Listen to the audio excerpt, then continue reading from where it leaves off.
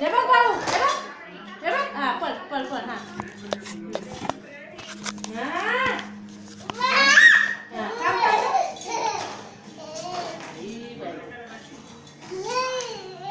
म्हणजे केळ खाऊन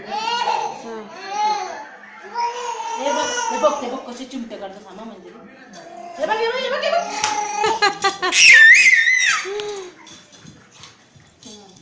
मंजिरी ग मंजिरी अगलो अगलो ग माझ्या